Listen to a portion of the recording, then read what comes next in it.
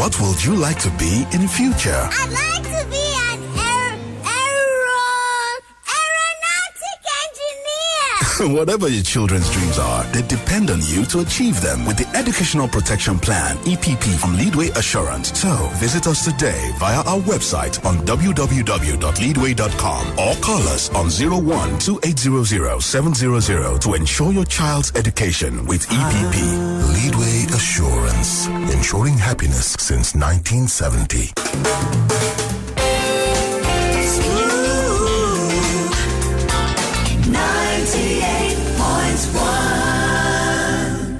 Africa's biggest market. Accessible, informed, connected. Beyond the headlines, beyond the numbers. Smooth 98.1 brings you the marketplace.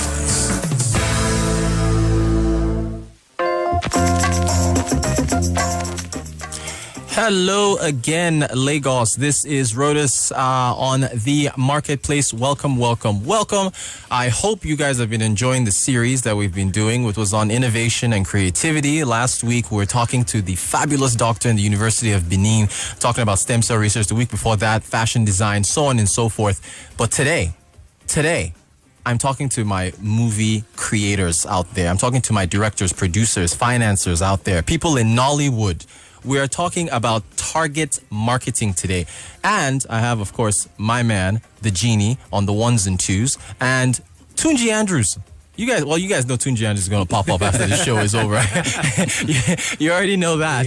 Yeah. So, Genie, a lot of people don't know this, but you're a film buff. You're writing and preparing to produce a film. Is that correct?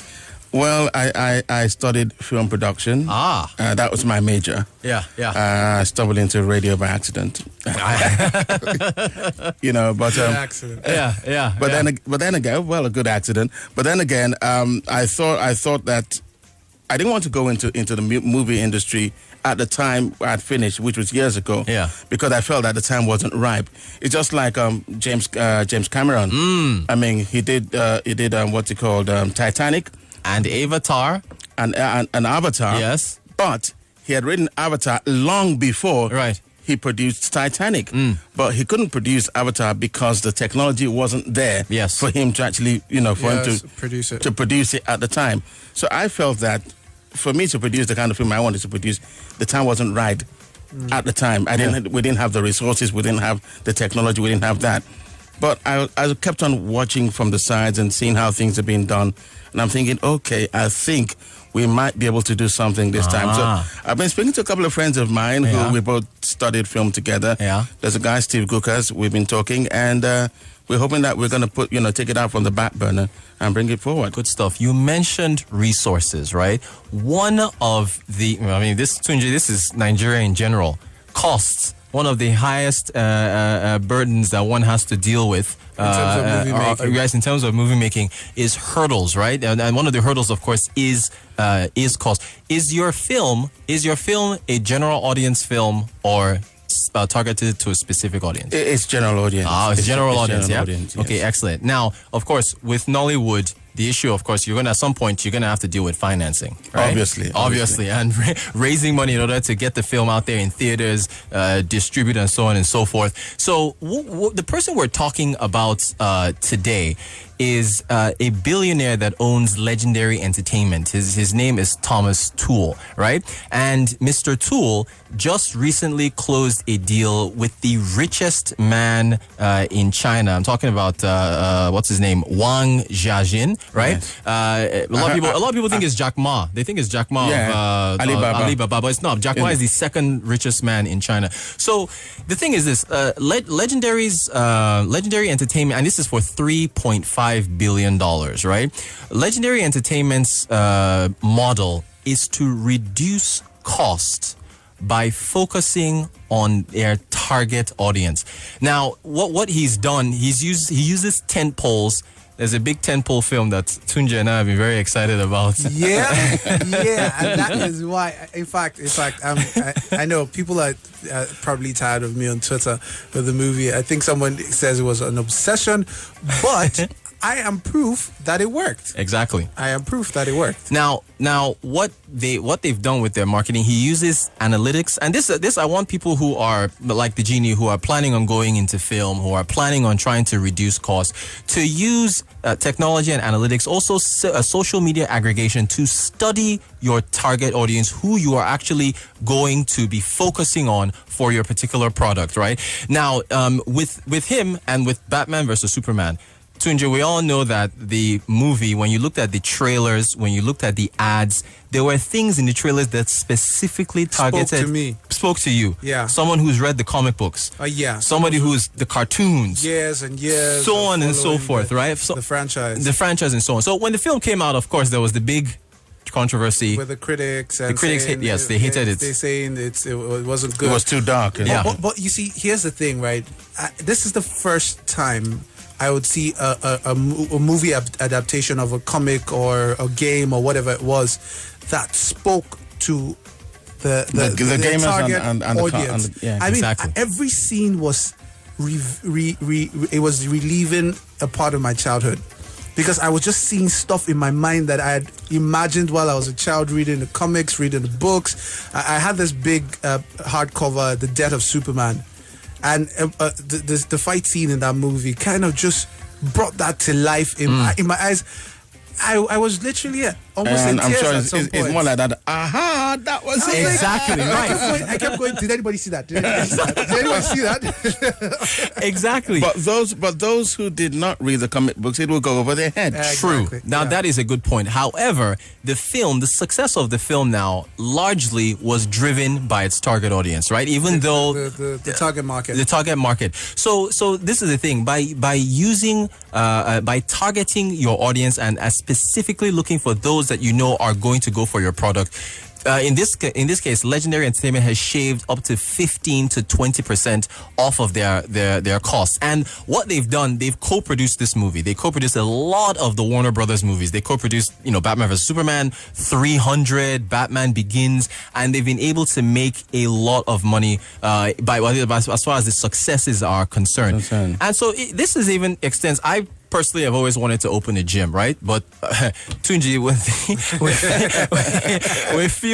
fuel costs alone, right? Diesel costs, then the machinery, everything. Exactly. That goes a long way already. The right kind of weights. Now, I could want to open a gym and say, okay, I'm going to go after moms and older and parents and kids and target as many people as want to try and fill up my gym and see if I can cut costs by getting memberships, or I can focus on maybe HIIT, or I could focus on just runners, or I could focus on just specific fitness segments where I can say, okay, you know what? All I need is just 20, 30 people on a particular day of the week, open during different hours. You can use something called off-peak hours, right? Yeah. Where you pay a lower amount for a membership, but you're only coming during specific peak times. So you've now saved on diesel. You don't have to stay open throughout I mean, talking about the day. target marketing, it's when I mean, a couple of years ago, Facebook, you just used to put random ads on your wall. Right? Exactly. But all of a sudden, I started to get worried because every ad I was interested in. It was either something I was thinking about, something I'd researched about. And I think it's because they've gone through your profile. No, it's not your profile. It's pretty much your interests. So your computer goes through certain things. That's what I'm saying. Browse. So whatever you've been looking at and stuff like that. Then so if you've been looking at shoes, all of a sudden you start seeing shoe ads coming up and like reminding you that you want to buy a shoe. You remember you want to buy shoes. You really want to buy shoes. So it's target marketing at the end of the day. So instead of just blasting to 7 million people, and while you're only really talking to 1 or 2 million, you could just focus on 1 million people, and you know that you're talking to your market. You're speaking the right language. You're speaking the right kind of terms. You're not going over their heads. You're speaking to the right people, and you get like maybe even 80% of your 1 million. and your costs are cut, completely reduced. Yeah, so I mean, for me, I that is something I've been thinking about. Yeah, and I've spoken to one of the guests who have been on Marketplace before.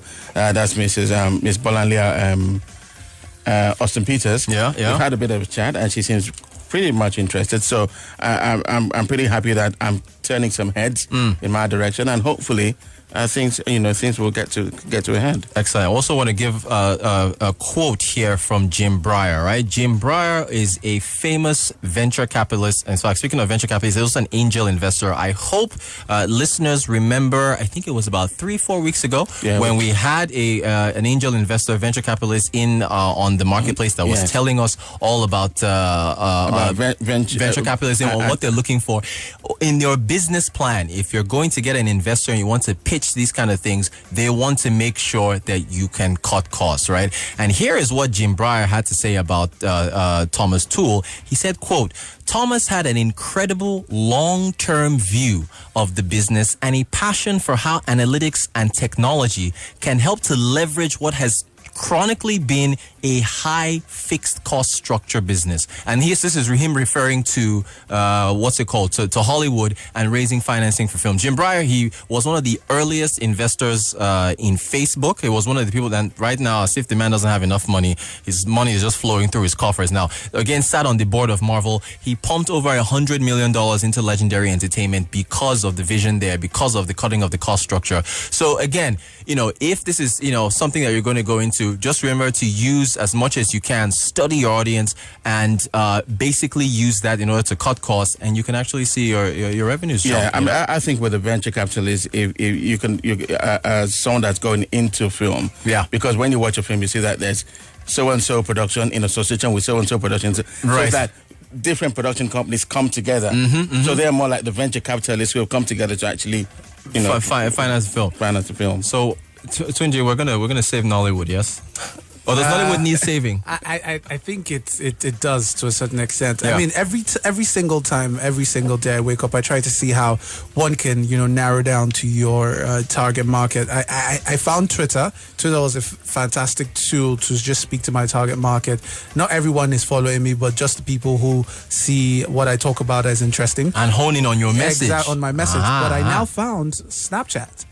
I need to get into that, man. I found Snapchat. It's just short videos, and you're just talking about it. It's not text or anything, and the person could just see all you need to say in 20 seconds or less. And then, speaking of 20 seconds or less, Instagram now, their videos used to be 15 seconds, but now they upped it to like 60 seconds now, so where you can put a bit more. But think about it, right? Going from 15 seconds to 60 is like, wow, that's quadruple the time. It's still only 60 seconds, but it's enough time for you to be able to say all you want to say. In media, 60 seconds is a lot of time. Right? But the thing about it is that you're able to target your market or target your market, your specific market. You're able to speak to them directly without just speaking to everybody. Like Twitter, you just come and blast and you're talking to them. Right. But these people just come and they follow you specifically because of what you have, and they, take it every day, every day. Good stuff. So pretty much out of time there, but I hope you guys that are out there, future filmmakers like the Genie and so on and so forth, and other, maybe gym owners, want to use what we've talked about today to try to, scale up your business and save some costs and hopefully be the next Thomas Tull. That's the marketplace for today. Thank you so much, Tunji, who will be back in a few minutes, right? A couple of seconds. And the Genie, we'll be right back, guys. We're not even going anywhere. Accessible, informed, connected.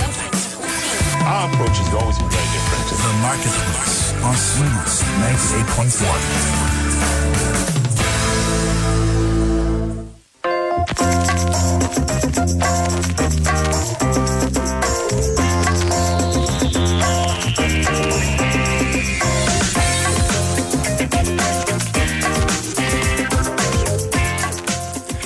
Okay, people, it's me again. It's Rodus now. It's time for the lead